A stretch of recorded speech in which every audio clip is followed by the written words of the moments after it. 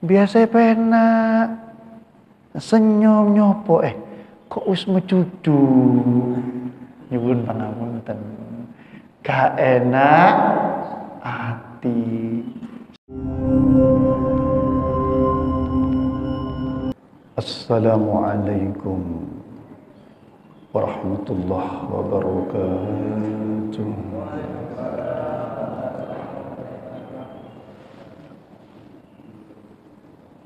Bismillahirrahmanirrahim. Alhamdulillahi rabbil alamin. Hamdan katsiran tayyiban mubarakan fihi ala kulli hal.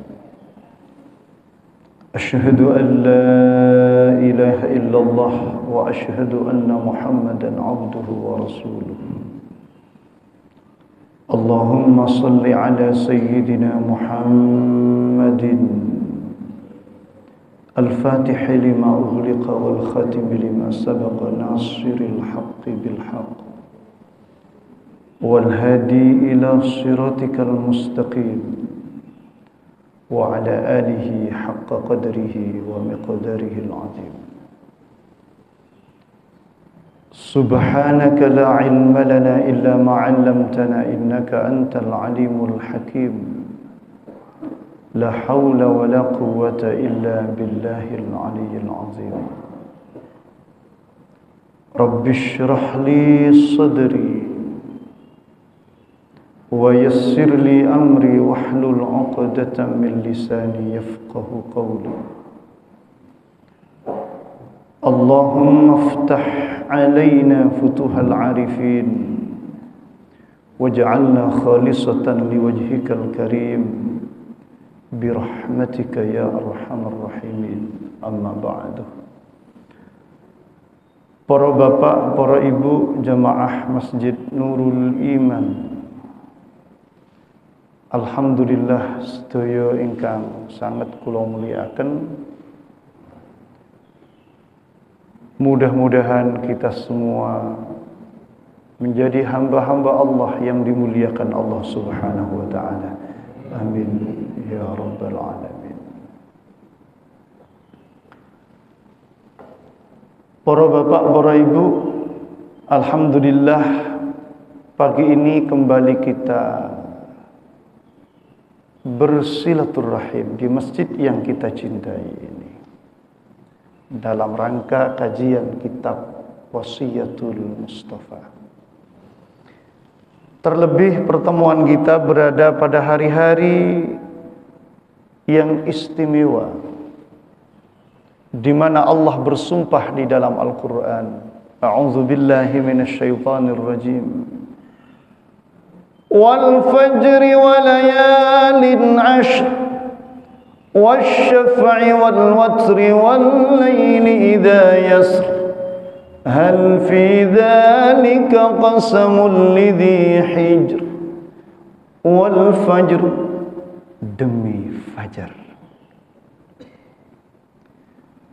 walayalin ashr, demi malam-malam 10.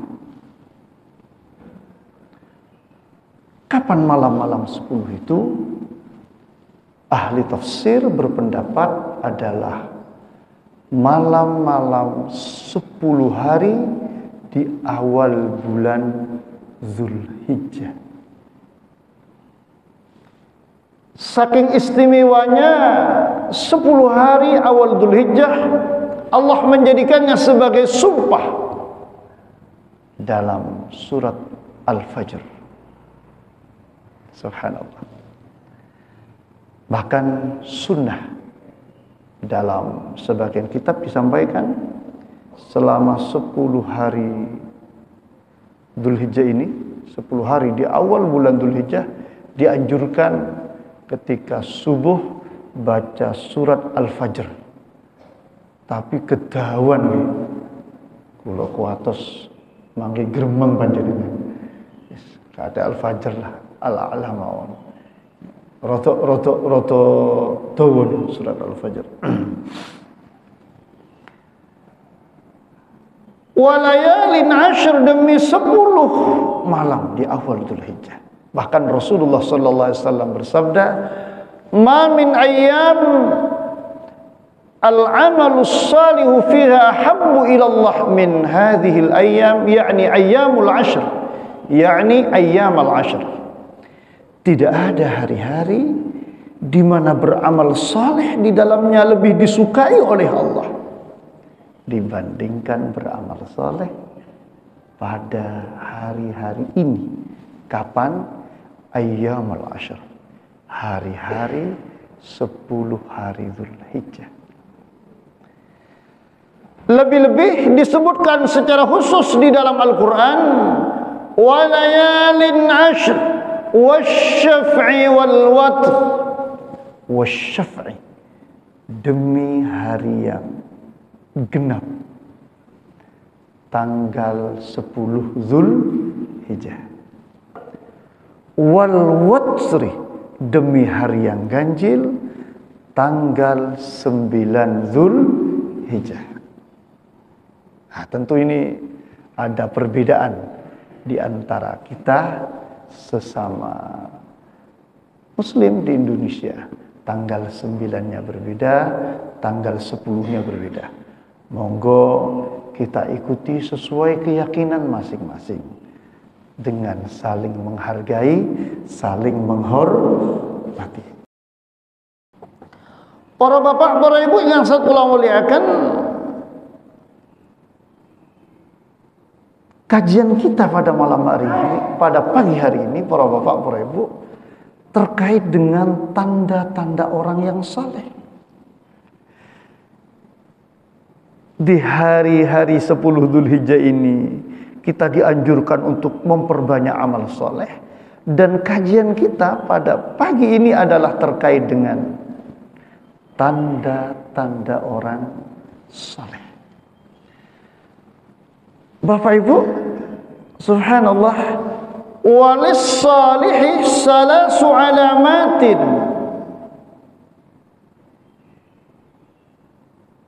Orang yang saleh itu ada 3 indikatornya. 1, para bapak, para ibu, yuslihu bainallahi ta'ala wa bainahu bil amalis sahih. Yang pertama, tanda-tanda kula kalian panjenengan ini termasuk orang-orang yang saleh. Mudah-mudahan, amin Allahumma amin. Yang pertama adalah 1, kula kalian panjenengan memperbaiki hubungan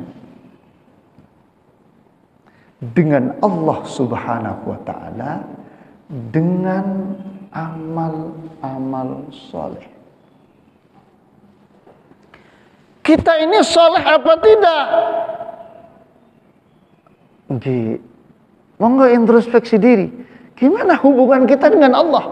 Hubungan kita dengan Allah ini baik apa tidak? Sae napa boten?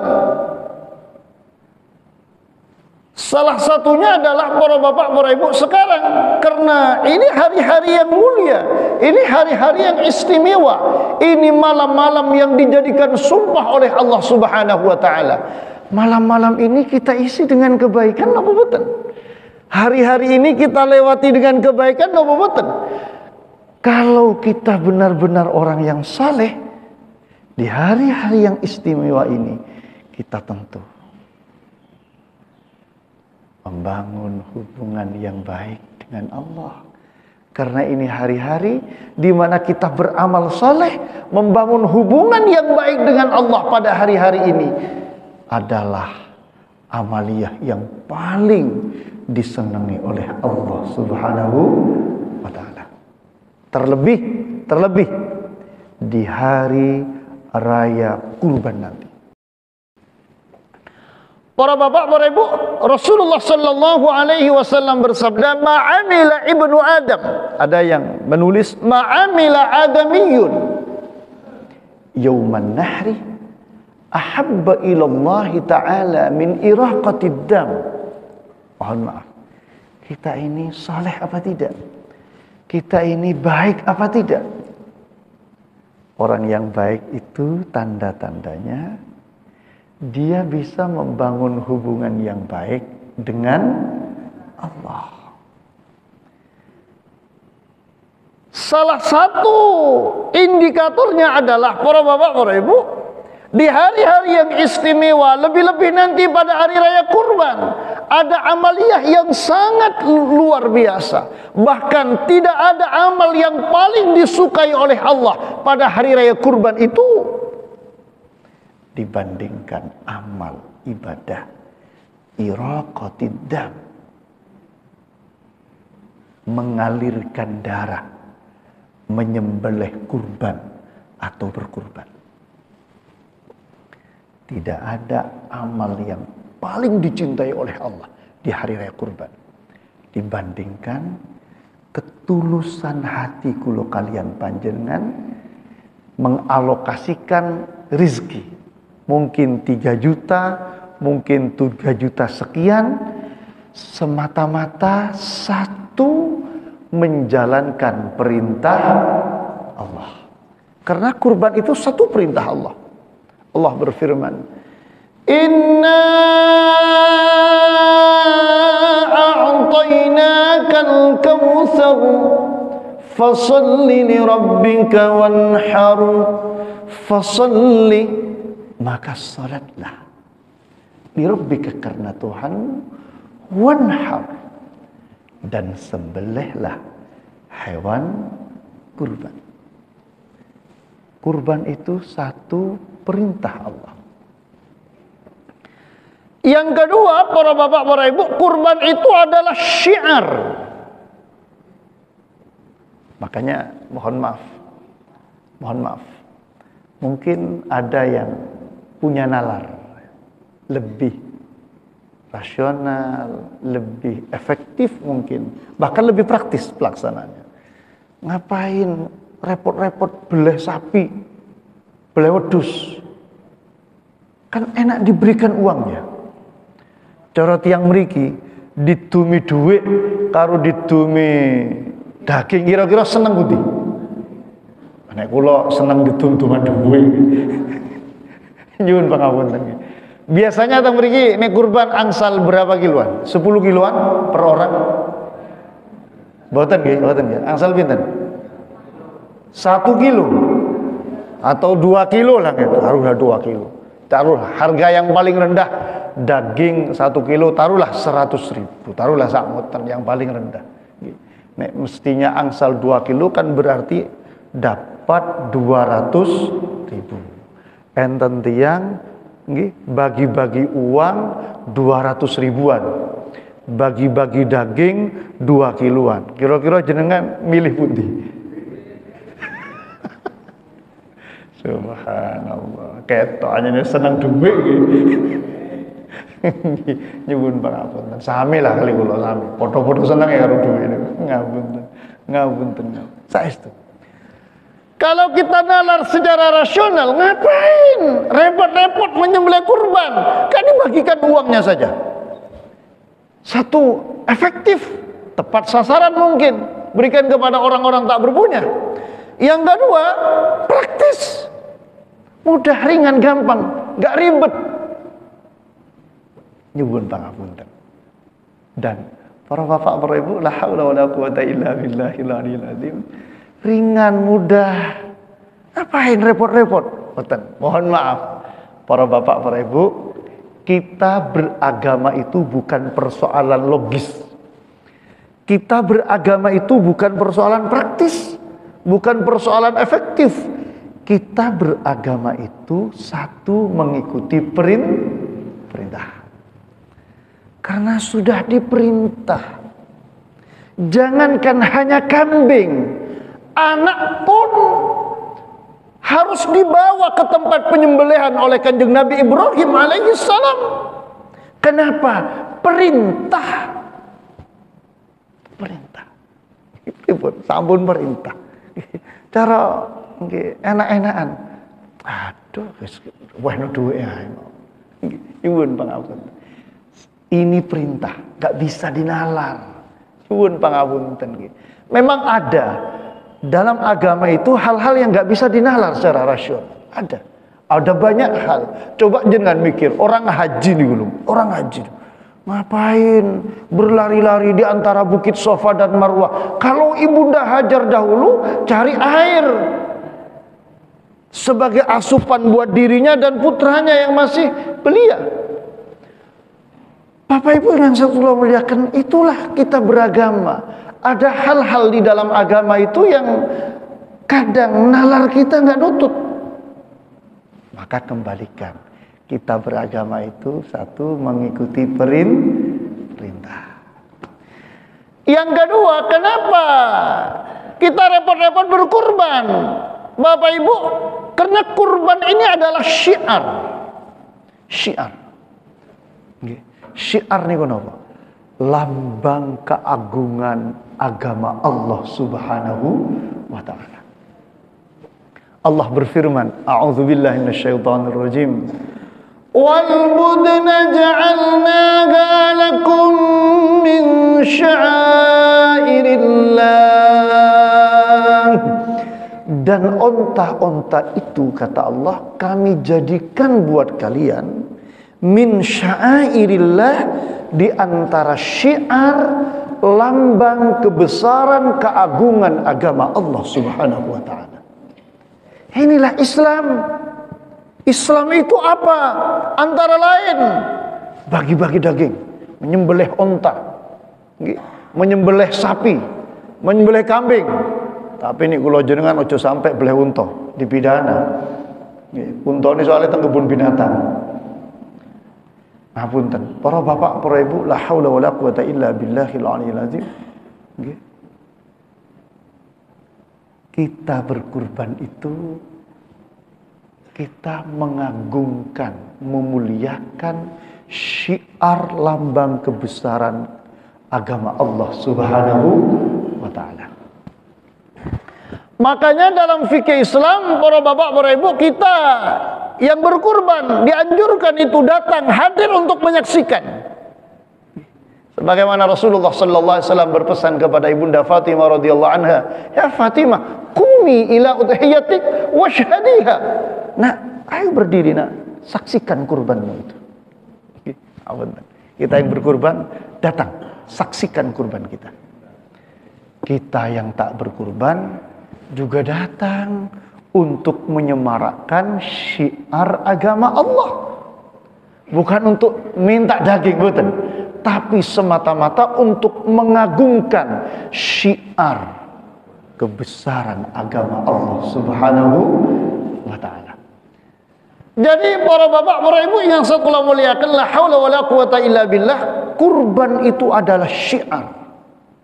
Yang ketiga, kurban itu mengikuti sunnah Nabi Muhammad sallallahu alaihi wasallam.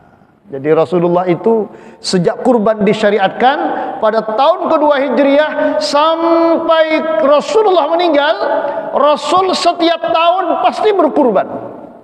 Bahkan di akhir hayatnya Rasulullah berkurban dengan 100 ekor unta.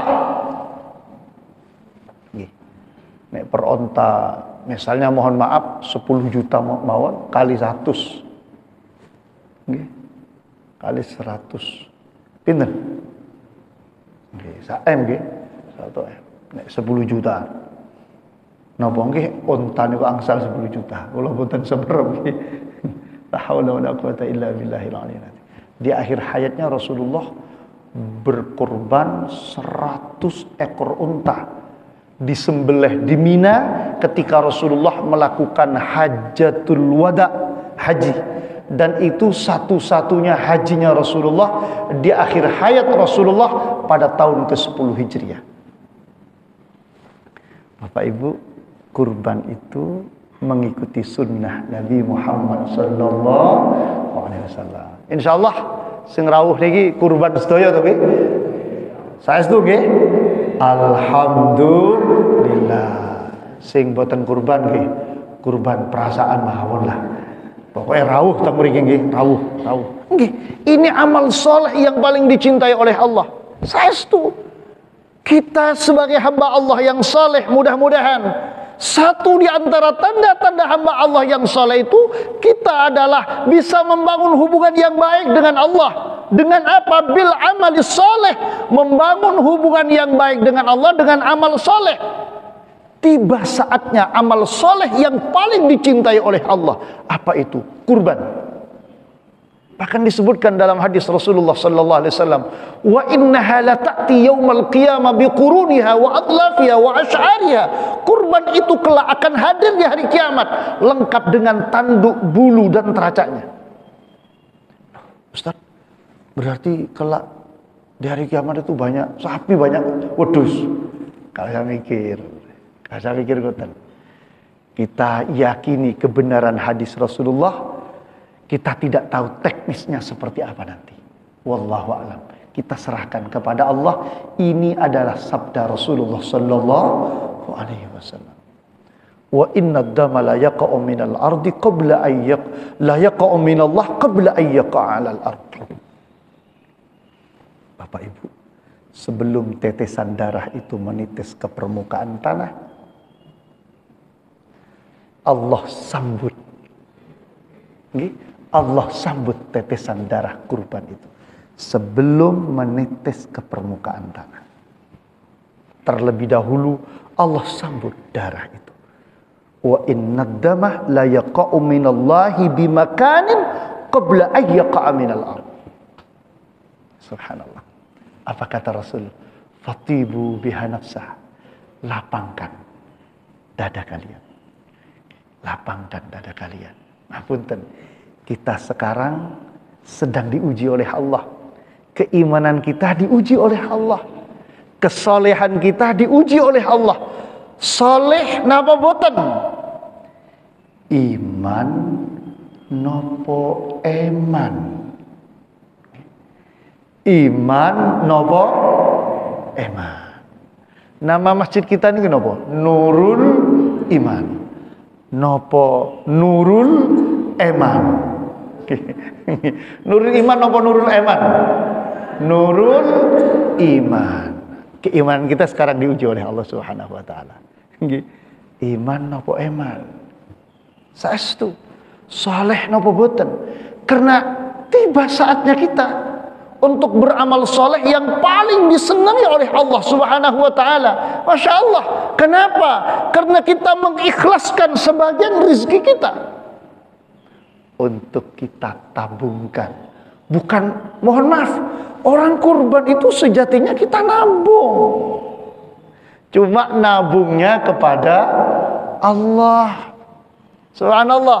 Kalau uang kita tuh 3 juta sekian kita tabung di bank,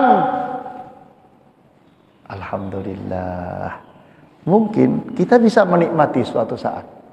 Tapi mungkin saja sebelum uang itu kita nikmati, mohon maaf, kulo jenengan sudah dipanggil duluan oleh Allah Subhanahu wa taala. Napa malih kula ketinggal jenengan pun sepuh-sepuh ngeten niki nggih. Nyuwun pangapunten lho, ngapunten. Muga-muga dawa umur sedaya nggih. Muga-muga dawa umur. Amin. Allahumma amin. Jadi mohon maaf, kita ada uang 3 juta dan pasti panjenengan memiliki, pilihannya ditabung kepada Allah apa ditabung ke perbankan. Kalau ditabung kepada Allah, janjinya Allah, wallahu indahu husnus thawab, dan Allah di sisinya ada balasan terbaik. Kalau kita di bank mungkin ada bunga, mungkin ada bagi hasil. Bagi hasilnya, bunganya dalam tanda kutip di sisi Allah akan jauh lebih baik dibandingkan bunga yang kita dapatkan di bank itu. Subhanallah. Wallahu indahu husnus thawab. Di sisi Allah ada balasan terbaik, insya Allah. Jangan khawatir. 3 juta itu aset yang kita investasikan kepada Allah. Para bapak, para ibu, bahkan dalam sebagian hadis disebutkan, fa innaha 'alas sirati matayakum, sungguh kelak itu akan menjadi kendaraan-kendaraan panjenengan ketika jenengan harus melintasi jembatan yang membentang di atas neraka. Fa innaha 'alas sirat, kata Rasul, matayakum, itu kendaraan panjenengan. Bagaimana teknisnya, Allah yang Maha tahu. Para bapak, para ibu, monggo sareng-sareng. Ini amal soleh yang istimewa. Buktikan bahwa kita ini orang saleh. Buktikan bahwa kita ini beriman kepada Allah. Dengan apa? Kurban. Lakukan perintah, mengagukan syiar, mengikuti sunnah Nabi Muhammad SAW. Insya Allah. Mudah-mudahan. Kemudian para bapak, para ibu, amal soleh yang kedua yang penting untuk sarang-sarang kita amalkan terkait dengan momentum Ayyamul Ashr, hari-hari ke-10 ini adalah siyamu yaumi Arafah, berpuasa pada hari Arafah. Bapak ibu, karena ada dua kemungkinan, kalau tidak mau berdebat tentang polemik itu karena tidak akan pernah selesai. Jadi monggo saling menghargai, monggo saling menghormati. Itu saja pesan kula. Bapak ibu, yang berhari Arafah sesuai dengan pemerintah ya hari Rabu. Karena sesuai dengan ketetapan pemerintah di Indonesia, di Malaysia, di Singapura, di Brunei Darussalam sama, tidak ada hilal terlihat, sehingga pemerintah menetapkan tanggal 1-nya hari Selasa kemarin dan hari raya hari Kamis, berarti tanggal 9-nya hari Rabu pekan niki, hari Rabu depan. Monggo, ini amal soleh yang luar biasa. Saya setuju. Bahkan fadilahnya yukaffirus sanatal madiyah wal baqiyah. Bapak ibu, kita puasa sehari, tapi apa janji Rasulullah? Yukaffirus sanatal madiyah wal baqiyah. Dosa-dosa kita yang lalu, 1 tahun kemarin dan 1 tahun yang akan datang akan dihapus oleh Allah Subhanahu wa taala dengan amaliyah hanya berpuasa 1 hari. Makanya Bapak Ibu, kita sebagai hati-hati, ya sudahlah puasa 2 hari. Puasa mulai hari Selasa. Hari Selasa itu hari tarwiyah kalau sesuai kalender pemerintah. Kalau saudara-saudara kita yang di Muhammadiyah, berarti Selasa itu hari Arafah. Yang ikut saudara-saudara kita yang di Muhammadiyah monggo Selasa, yang ikut pemerintah monggo Rebu. Jadi para bapak, para ibu, untuk menyiasati semuanya ya sudahlah, puasa 2 hari. Kita Selasa puasa, hari tarwiyah. Apa hari tarwiyah itu? Hari mempersiapkan untuk melaksanakan ibadah haji. At-tarwiyah itu mereka mempersiapkan di Mina, mempersiapkan air, mempersiapkan diri di Mina untuk kemudian esok harinya berangkat ke Arafah. Tarwiyah itu harinya orang menjalankan ibadah haji. Makanya sebagian jamaah haji di Indonesia, khususnya KBH yang berafiliasi pada KBH tertentu, para bapak, para ibu, biasanya kalau haji tanggal 8 dijemput dari hotel, itu ada yang berangkatnya ke Mina dulu. Ke Mina. Tanggal 8 mereka dijemput dari hotel, tidak langsung ke Arafah, tapi berangkat ke Mina. Di malam hari Arafah, di malam harinya Arafah, itu mabit di Mina. Mabit di Mina. Besok pagi setelah subuh baru berangkat ke Arafah. Nanti habis zuhur baru start wukuf. Ada sebagian yang tidak mau ribet. Pripun? Dari hotel langsung dijemput oleh bus langsung ke Arafah. Langsung ke tenda di Arafah. Dan rata-rata mungkin kalau di persentase 90% mungkin 90%, jarang yang langsung ke yang ke Mina duluan, jarang. Kecuali HKBH tertentu masih ke Mina. Dan muassasah mungkin tidak mau repot juga, nggak mau ribet dengan transportasi ini mungkin. Jadi menyarankan langsung ke Arafah. Banyak dari luar negeri, dari Pakistan, Bangladesh itu mereka tidak langsung ke Arafah. Mereka memang mengikuti sunnah Rasulullah Sallallahu Alaihi Wasallam. Haji itu berangkat ke Mina dulu. Malam hari Arafah bermabit di Mina. Hari itu disebut dengan hari Tarwiyah. Panjenengan ingkang kersa poso 2 hari, hari itu adalah hari Tarwiyah. Sesungguhnya para bapak para ibu, panjenengan puasa mulai tanggal 1 Dzulhijjah itu sudah disunahkan. Puasa mulai tanggal 1 Dzulhijjah. Bahkan sungguh luar biasa itu. Amal soleh yang paling dicintai oleh Allah adalah amal soleh yang dilaksanakan 10 hari Dzulhijjah ini. Kalau bisa kita menjalankan ibadah puasa. Niki hari ini kira-kira jenengan poso napa mboten? Poso napa mboten? Mboten nggih? Ah nek poso pripun sarapane mangkene? Wah kula mantun salat wis krungu bunyine piring. Ngapunten. Jenengan sing poso alhamdulillah. Nggih, sing mboten poso sarapan lah mangke sareng-sareng Bapak Ibu.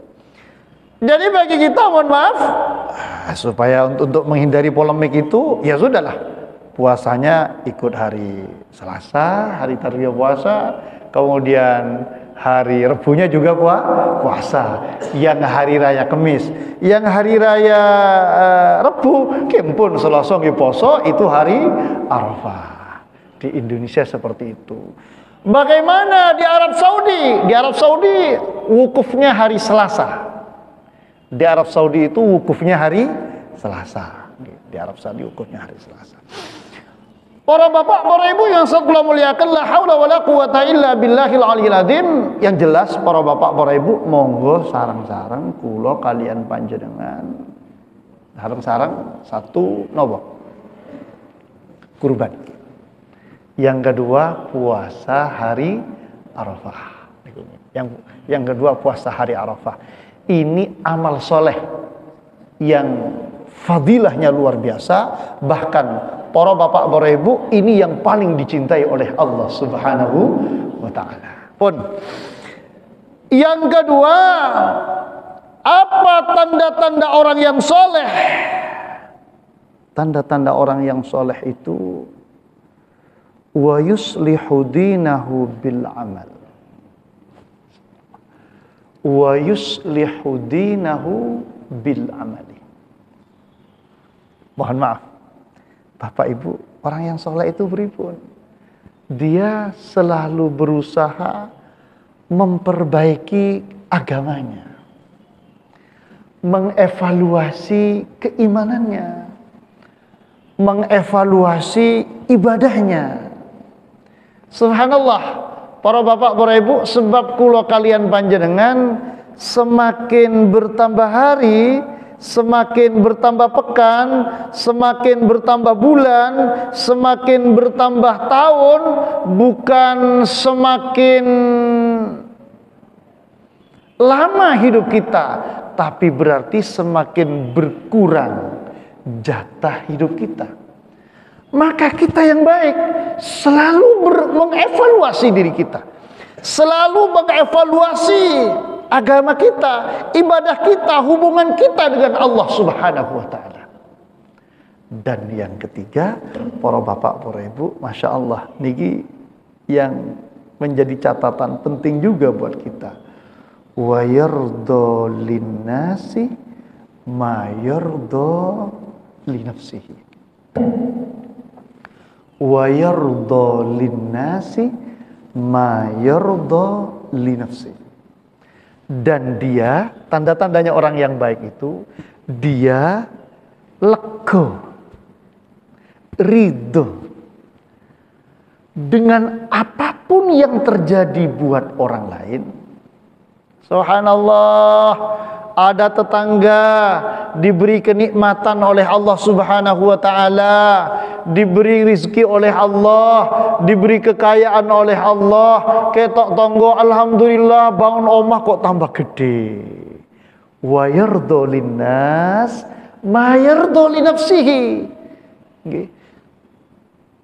Dia terhadap apa yang terjadi buat orang lain. Subhanallah. Yardha, ma yardha li nafsihi. Dia suka, dia senang buat orang lain apa yang dia suka buat dirinya sendiri. Kalau dia suka, alhamdulillah diparingi sehat, lihat orang lain sehat, dia senang. Kalau dia suka diparingi alhamdulillah banyak rizki, lihat orang lain banyak rizki, hati senang. Kalau lihat orang lain alhamdulillah bangun omah tambah gede, subhanallah. Kalau kita suka buat itu, lihat orang lain omah tambah gede, juga senang. Tapi kadang mohon maaf, kadang hati kula jenengan diuji. Ketok tonggo, mobilnya kok ganti. Mohon maaf, biasa penak, senyum nyopo, kok wis mecucu. Nyuwun pangapunten, gak enak hati. Subhanallah. Makanya dalam Al-Quran Allah berpesan dalam bahasa doa, وَلَا تَجْعَلْ فِي قُلُوبِنَا غِلًّا لِّلَّذِينَ آمَنُوا رَبَّنَا إِنَّكَ رَءُوفٌ رَحِيمٌ. Ya Allah, jangan jadikan dalam hati kami, ya Allah, ghillan, iri, dengki, gak enak hati. Masya Allah, biasa ketemu enak, nyopo sumringa, oh kok bedo, ketemu langsung melengus. Subhanallah. Nggih, hati sedang gak enak. Nyuwun pangapunten. Mergo napa? Ketok tonggo renovasi omah. Masya Allah, la haula wa la quwata illa billahil aliyyil azim. Orang yang baik, orang yang soleh, dia ridho buat orang lain, ma yardha li nafsihi, sesuatu yang dia ridho buat dirinya sendiri. Kalau dirinya sendiri senang, ridho, lega dapat rezeki, orang lain dapat rezeki, ikut senang. Kita uang seneng melok alhamdulillah. Niku tiyang sae. Makanya kata Rasulullah, la yu'minu ahadukum hatta yuhibba li akhihi ma yuhibbu li nafsihi. Seseorang itu tidak beriman dengan iman yang sempurna, estu iman yang hakiki, hatta yuhibba li nafsihi, hatta yuhibba li akhihi ma yuhibbu li nafsihi, sampai dia suka, senang buat saudaranya sesuatu yang dia senang buat dirinya sendiri.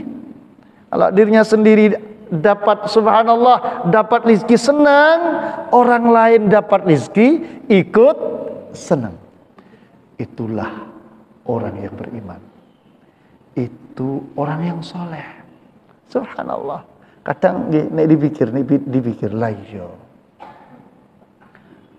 Ngapunten nek dipikir lah iya. Wong tuku mobil iku lho, ya tuku dhewe, duweke dhewe. Oleh nyambut gawe dhewe. Ya soro-soro dhewe. Nyuwun pangapunten, bar dhuwit ngelompok, tuku mobil, Pajero semprot, nggih. Nyuwun pangapunten, nggih. Ya tuku dhewe, duit dhewe, oleh nyambut gawe dhewe, bar ngelompok digawe tuku mobil.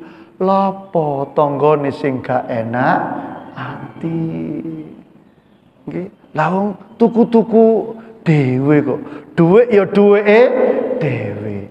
Kok mriki sing gak enak ati? Kira-kira waras napa boten?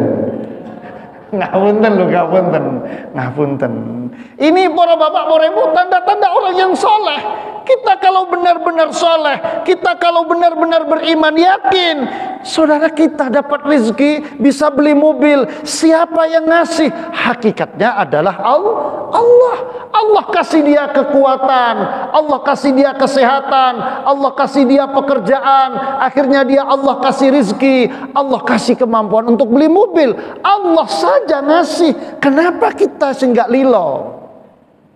Allah saja mau memberi. Kenapa kita nggak lilo? Kita kan berarti su'ul adab, gak sopan kepada Allah. Contoh ngeten, kula badhe maringi rezeki misalnya, mohon maaf, ini HP kula, badhe kula paringaken kalian bapak ngeten niki. Kok jenengan sing mboten lilo? Wong HP ku dhewe. Mohon maaf. Sejane lak kurang ajar to. Angki, iki lho HP ku dhewe, tak wehno karo bapak, kok jenengan sing mboten lilo? Ngapunten. Wong Gusti Allah kersa maringi, kok jenengan sing mboten kersa? Oh, berarti ada masalah sing teng mriki. Enten masalah. Makanya belum beriman dengan iman yang sempurna sampai kita itu senang buat saudara kita seperti apa yang kita senang buat diri sendiri. Masya Allah, itu memang tantangan, ujian buat kita semua. Mohon maaf, melihat saudara kita, tetangga kita, sahabat kita berjaya, itu Masya Allah tantangan buat kita. Nggih. Kerso alhamdulillah napa boten, gitu mut alhamdulillah napa boten, melihat orang senyum ikut senyum napa boten. Subhanallah. Bapak Ibu monggo sareng-sareng, ada orang senang ditata hati kita, ayo ikut alhamdulillah sembari berdoa, ya Allah muga-muga ketularan. Muga-muga ketularan. Itu yang seharusnya kita lakukan. Namanya ghibthah. Apa ghibthah itu? Berharap anugerah Allah seperti yang Allah berikan kepada orang lain. Kita berharap muga-muga itu. Bukan iri. Apa iri itu? Berharap kenikmatan yang diberikan Allah kepada orang itu menghilang. Itu Masya Allah iri namanya, iri. Kalau kita berharap mudah-mudahan Allah memberikan rezeki yang sama dengan mereka, itu ghibthah. Oh enggak, boten menapa. Kita berharap tidak masalah. Sing boten bareng kula kalian panjenengan ana wong seneng nyuwun pangapunten, iri berharap orang lain tidak dapat rezeki itu. Padahal subhanallah Allah yang memberi. Kenapa kita mohon maaf sehingga enak hati? Maka Rasulullah itu sehabis sholat sesuai dengan hadis Rasulullah berdoa, Allahumma la mani'a lima a'taitah wa la mu'tiya lima mana'tah wa la yanfa'u dzal jaddi minkal jadd. Bapak Ibu, biasakan kita baca doa itu. Allahumma la mani'a lima a'taitah. Ya Allah, tidak ada yang menghalangi terhadap apa ingkang panjenengan kersa maringi. Jika Allah sudah mau memberi, siapa yang bisa menghalangi? Enggak ada. Saudara kita dapat rezeki dari Allah, Allah kersa maringi, enggak ada yang bisa menghalangi. Wala mu'tiya lima mana'tah, dan tidak ada yang bisa memberi kalau Allah sudah mau menghalangi. Makanya Bapak Ibu, yakinlah apa yang Allah berikan kepada kita itu anugerah Allah terbaik buat kita. Nikmati dan syukuri. Apa yang Allah berikan pada saudara kita itu adalah anugerah terbaik dari Allah buat mereka. Kita kepada mereka ikut mensyukuri. Alhamdulillah. Boten malah iri dan dengki. Nauzubillahi min dzalik. Itulah para bapak, para ibu ingkang sat kula muliaken, 3 hal tanda-tanda orang yang saleh sesuai wasiat Nabi Muhammad sallallahu alaihi wasallam kepada Imam Ali karramallahu wajhah.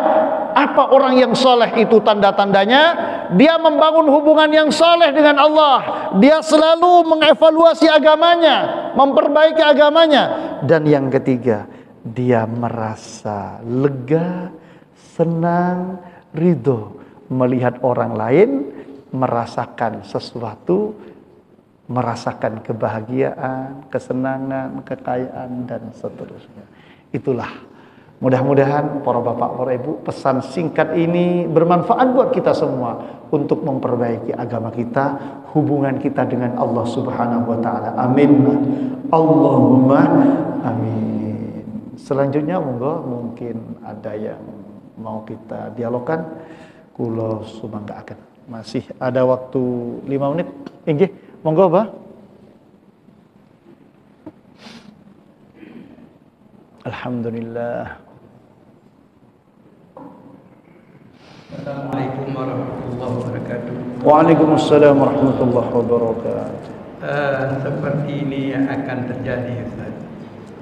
Hari raya ada yang jatuh hari Rabu dan hari Kamis. Inggih. Bagi yang berhari raya hari Kamis, berarti puasa Arafah kan hari Rabu masih. Padahal kalau memang ia betul hari Rabu hari raya yang apa, itu kan haram hukumnya berpuasa pada hari raya dan hari-hari tasyrik. Nah, itu bagaimana itu kan hati kita, Ustaz, padahal kita orang awam. Terima kasih, Ustaz. Assalamualaikum warahmatullahi wabarakatuh. Waalaikumsalam warahmatullahi wabarakatuh. Dalam 1 tahun ada 5 hari yang haram itu berpuasa. Pasti itu 5 hari itu. 1, hari raya Idul Fitri. Yang kedua, hari raya Idul Adha. Yang ketiga, 3 hari tasyrik. 5 hari kan, Ji? Idul Fitri, Idul Adha, hari-hari tasyrik. Para bapak, para ibu yang saya muliakan, bagaimana terkait dengan polemik yang ada di negeri kita? Saudara kita ada yang berhari raya hari Rebu. Pemerintah berhari raya hari Kamis. Bagaimana? Para bapak, para ibu yang saya muliakan, tentu saja kita, para bapak, para ibu, satu yang pertama berkaitan dengan penetapan awal bulan. Itu sebetulnya yang punya otoritas adalah pemerintah. Yang punya otoritas, yang punya kewenangan, dan yang memiliki kekuatan hukum secara syariat. Siapa yang memiliki otoritas untuk mengisbat? Pemerintah. Kalau dulu namanya hakim, pemerintah. Selain pemerintah, organisasi keagamaan apapun itu namanya, bukan isbat, tapi ikhbar. Hanya ngasih tahu. Ikhbar itu mengkabarkan, menginformasikan. Dan ikhbar itu tidak memiliki kekuatan hukum tetap. Artinya tidak punya konsekuensi, orang harus mengikuti. Tak punya konsekuensi itu. Tak punya konsekuensi. Ulah jenengan, misalnya mohon maaf, sesuai dengan saudara kita yang memberi informasi bahwa tanggal 1 Dzulhijjah itu hari Senin, bukan hari Selasa. Ya hanya ikhbar saja. Yang mau ngikuti, monggo. Yang tidak mau nggak apa-apa. Wong memang nggak punya kekuatan hukum secara syariat. Yang mau karena panjenengan yakin, monggo ikut. Yang tidak mau, boten apa-apa, tidak ada masalah. Karena tidak punya kekuatan hukum. Yang memiliki kekuatan hukum itu adalah isbat. Isbat itu hanya bisa dilakukan oleh pemerintah. Boten. Kemudian para bapak, para ibu, karena sifatnya hanya ikhbar, gak punya kekuatan hukum, nggih, panjenengan monggo pilih. Yang mau memilih hari Rebu itu nggih jenengan jangan puasa hari Rebu. Kalau milih hari Rebu jangan puasa. Haram jenengan kalau punya keyakinan ini hari Rebu, jangan puasa. Kalau jenengan yakin ini yang benar hari Rebu, kenapa misalnya mohon maaf ikut Arab Saudi? Arab Saudi itu dengan kita selisihnya 4 jam. 10.000 kilometer lebih dari kita. Mohon maaf. Oh harus bareng dengan wukuf di sana. Gak bisa bareng. Kalaupun kita puasa hari Selasa Arafahnya, gak bareng. Mereka wukuf di sana sudah manjing maurib di sini. Gak bisa bareng. Kalau itu dasarnya, saudara kita yang di Australia, saudara kita yang di Jepang mungkin, yang Muslim, tambah gak bareng. Gak bisa karena kita punya teritorial yang berbeda, punya kawasan matlak yang berbeda. Kita mau ikut sana, gak bisa. Di sana sekarang masih jam 1. Masih jam 1 di sana, jam 1 dini hari. Sekarang di sini kita jam 5. Nyuwun pangapunten. Kan selisihnya 4 jam. Di sana jam 1, 2, 3, 4, 5. Kita jam setengah 2 sekarang, jam setengah 2 di sana. Setengah 6 di sini. Setengah 2 di sana. Kita harus ikut sana. Ya. Berarti kita belum sholat subuh. Gak bisa. Kadang kan ngotot kan. Kalau kita mau puasa Arafah itu harus sama dengan orang wukuf di Arafah. Loh, gak bisa sama. Wong jamnya beda. Orang wukuf di Arafah itu jam berapa? Zuhur. Zuhurnya jam berapa di sana? Zuhurnya setengah 1. Jangan puasa di sini, nyuwun pangapunten puasa Arafah sudah mau manjing, di sini mereka baru wukuf di sana. Gak bisa. Kita memaksakan harus sama dengan wukuf, orang wukuf. Kenapa? Karena kawasan teritorial kita jauh sekali. Kalau Pakistan, Bangladesh dekat, mungkin saja mereka juga kelihatan hilal. Kan hilal semakin ke barat kan semakin matang, semakin dimungkinkan untuk dilihat. Maka Bapak Ibu gimana? Ya jenengan yang yakin hari Rebu riyo, ojo poso, haram jenengan puasa. Yang yakin ini hari Rebu puasa, hari raya, jangan puasa jenengan kalau yakin. Haram puasanya jenengan. Tapi jenengan yang yakin hari rayanya hari Kamis sesuai dengan isbat pemerintah, negara-negara tetangga juga tidak ada yang melihat. Brunei tidak melihat hilal, Malaysia tidak melihat hilal, Singapura tidak melihat hilal. Jenengan yang yakin karena negara-negara tetangga kita juga gak ada yang melihat. Di Sabang, di Aceh kan, di Aceh pun tidak terlihat. Padahal jaraknya dari Jawa kan luar biasa tuh, itu belum terlihat. Maka Bapak Ibu sampun karena tidak terlihat, gimana kita mau memaksakan tanggal 1? Maka para bapak, para ibu yang saya muliakan, ya sudah, yang mau puasa hari Rebu, yang mau hari Rebu, jangan puasa, haram Jangan sholat id hari itu, ikut dengan saudara-saudara kita yang sholat id, dan jangan puasa, haram.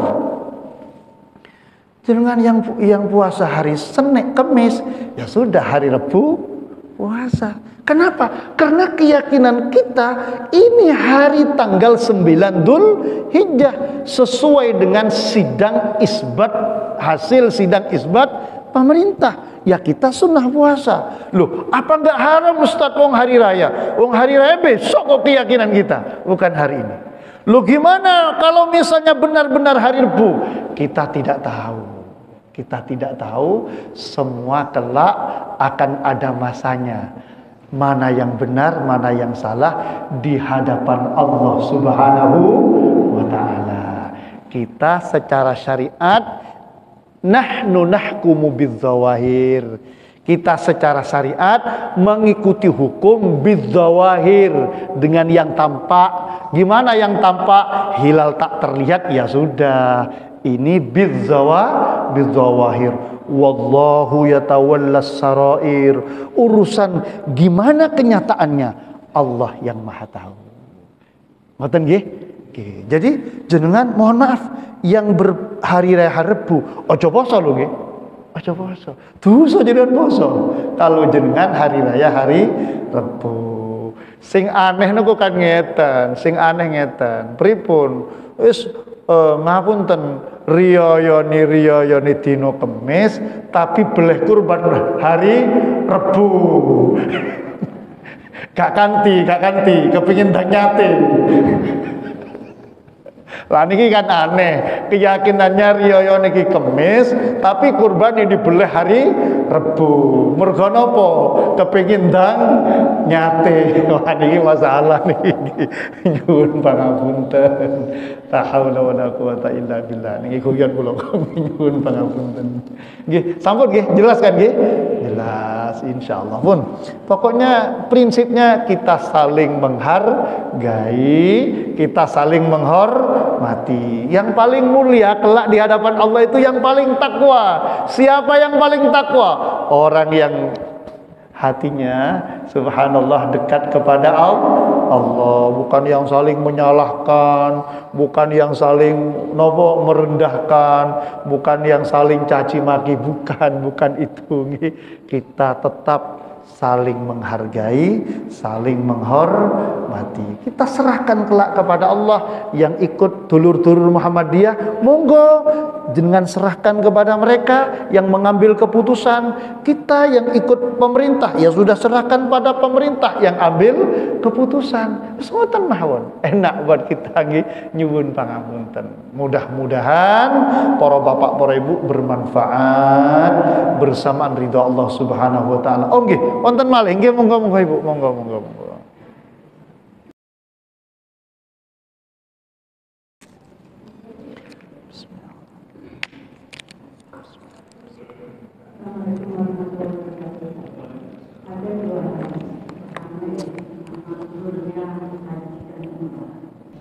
Siapakah yang bisa merasakan bahwa haji dan umroh itu mabrur yang sudah dilakukan? Apakah diri kita sendiri atau dampak terhadap orang lain? Lalu kaitannya yang kedua yaitu kaitannya dengan potong kuku dan potong rambut di 9 hari di awal Zulhijjah. Ya, kalau misalnya pengorban itu dapat uang dari orang lain, nah siapakah yang tidak boleh memotong kuku atau memotong? Apakah nama yang atas nama orang tersebut atau yang memberi dana tersebut? Terima kasih. Para bapak, para ibu, ulah singkat-singkat. Yang saya awali dari kurban, nanti haji saya jawab yang terakhir. Yang pertama, sunnah bagi kita yang berkurban. Nggih, sesuai dengan hadisnya Rasulullah sallallahu alaihi wasallam. Bagi kita yang kurban, sunnah tidak potong kuku, tidak potong rambut. Mulai manjing tanggal 1 Zulhijjah. Itu ada dalam hadis Rasulullah. Kita yang berkurban, mohon maaf, kita yang berkurban. Oh, Ustaz, kula boten kurban. Pripun nek potong rambut? Potong-potongan wis gak apa-apa. Enggak kurban. Sing kurban, yang kurban sunnah tidak potong kuku, tidak potong rambut. Kenapa? Satu, itu dianjurkan oleh Rasulullah sallallahu alaihi wasallam. Yang kedua, saya baca dalam fikih para bapak, para ibu, agar rambut kita, kuku kita dipotong sudah dalam keadaan dikurbani, dibancai, cara wong Jawa diselamati. Sama dengan kita punya anak lahir, jangan dipotong rambutnya, potong rambutnya jangan nunggu akikohnya disembelih baru dipotong rambut, dipotong kuku. Ustadz nggak diakikohi sampai 2 tahun, potongan sakno. Ngapunten. Itu para bapak, para ibu, ngoten nggih. Jadi itu sunnah Rasulullah. Yang kedua, kita dapat rezeki dari orang, lalu mohon maaf kita buat kurban di atas namakan sinten nggih, di atas namakan panjenengan yang dapat rezeki nggih. Kurban itu para bapak, para ibu, ulama berbeda pendapat. Ulama berbeda pendapat. Sekali lagi ulama berbeda pendapat. Kalau dalam madhab Syafi'i, madhab Hanafi, madhab Maliki, Bapak Ibu, 1 ekor kambing itu hanya untuk 1 orang. Tapi kalau dalam madhab Hambali, Imam Ahmad bin Hambal, boleh 1 ekor kambing untuk 1 keluarga. Boleh, sesuai hadis Rasulullah dalam Sahih Muslim. Tapi menurut madhab-madhab yang lain itu tidak boleh. Kenapa? Karena diatur 1 ekor itu untuk 1 orang. Tetapi dalam fikih dijelaskan, meskipun itu untuk 1 orang, itu bisa pahalanya untuk 1 keluarga. Kita suami yang kurban, istri juga dapat pahala. Kan kita turut berkontribusi dalam kurban niku, kita dapat pahala. Jangan khawatir. Jadi memang benar ketika Rasulullah itu berkurban, Rasulullah membaca doa, Bismillahi wallahu akbar, Allahumma hadza min Muhammad wa ali Muhammad. Ini hadis yang dijadikan dasar oleh Imam Ahmad bin Hambal. Yang ketiga, para bapak, para ibu ingkang sampun kula mulyakaken, tanda-tanda haji mabrur. Bapak Ibu, sebetulnya ibadah itu sama, tanda-tandanya pripun. Wa min alamati qabulil a'mal nggih an tutsba'ah bihasanatil a'mal. Para bapak, para ibu, tanda-tanda amal ibadah kita itu dikabulkan oleh Allah. Haji kita itu dikabulkan oleh Allah. Salat kita itu dikabulkan oleh Allah. Subhanallah. Setelah salat, setelah haji, itu bisa kita rasakan. Salat kita ini dikabulkan apa buatan kalian Allah? Bisa kita rasakan. Gimana perubahan dalam diri kita? Gimana di dalam hati kita? Oh, kok semakin haji, alhamdulillah, sebelum haji dia loman, mantuk haji tambah loman. Sebelum haji dia pelit, mantun haji tambah pelit. Oh, ini masalah nih, ini nyuwun pangapunten. Jadi itu tanda-tandanya ibadah kita itu dikabulkan. Setelah kita beribadah itu bisa kita rasakan gimana ada tidak peningkatan spiritual di dalam diri kita. Kan ketika kita zikir bisa kita rasakan, ketika kita sholat bisa kita rasakan, ketika haji itu ada perubahan enggak dalam diri kita. Oh, kok setelah haji alhamdulillah kaki kita semakin enteng ke masjid, alhamdulillah tahajud kita semakin istiqomah. Oh, berarti amal ibadah itu punya efek yang luar biasa terhadap kesalehan spiritual kita. Itu tanda-tandanya amal ibadah yang dikabulkan oleh Allah. Kalau haji disebut dengan mabrur. Mudah-mudahan nggih niki sampun haji sedaya nggih. Alhamdulillah. Muga-muga sing hajinya mabrur, sing dereng enggal daftar. Tapi ini wis usia suwita ojo daftar lah nggih. Kapan berangkat ini nggih. Tapi boten napa-napa daftar mawon. Siapa tahu nggih, siapa tahu. Kemarin mohon maaf. Ini benar bocoran nih. Bapak Ibu, kemarin ini yang berangkat sekarang khusus Surabaya. Ada 80 porsi tidak dilunasi. Akhirnya di-injury time. Pekan kemarin, seminggu kemarin. Itu detik-detik terakhir 80 porsi ini tidak ada yang melunasi. Akhirnya siapa? Siapapun yang bisa melunasi berangkat. Meskipun daftar tahun 2020. Ada daftar 2020 berangkat, 2015 berangkat. Kenapa? Dia melek informasi dan dia tahu informasi itu langsung daftar. Tapi syaratnya langsung melunasi, paspor sudah ready. Kalau paspor belum ready gak bisa. Karena kita buat paspor itu 3 hari kan, G? 3 hari. Paspor, daftar, paspor langsung serahkan. Karena paspor diproses di Kemenak, di kedutaan. Meskipun online harus ready. Kemarin ada di salah satu travel, dia daftar 2020 berangkat sekarang. Kenapa? dia cepat tahu informasi itu dan dia langsung melunasi, paspor sudah ready, langsung setor ke KBIH, berangkat, sudah berangkat. Kemarin, terakhir, hari Kamis kemarin. Yang berangkat hari Kamis itu ada 2 bis, 80 orang, mereka daftarnya semacam-macam. Ada yang daftar tahun 2020, kan baru kemarin daftarnya, berangkat kemarin. Nggih, nyuwun pangapunten. Jenengan nek duwe-duwe daftar mawon. Sinten semerep ada kesempatan seperti itu. Jangan sampai gak daftar. Pun muga-muga manfaat sarangan hidayah Allah. Al-Fatihah.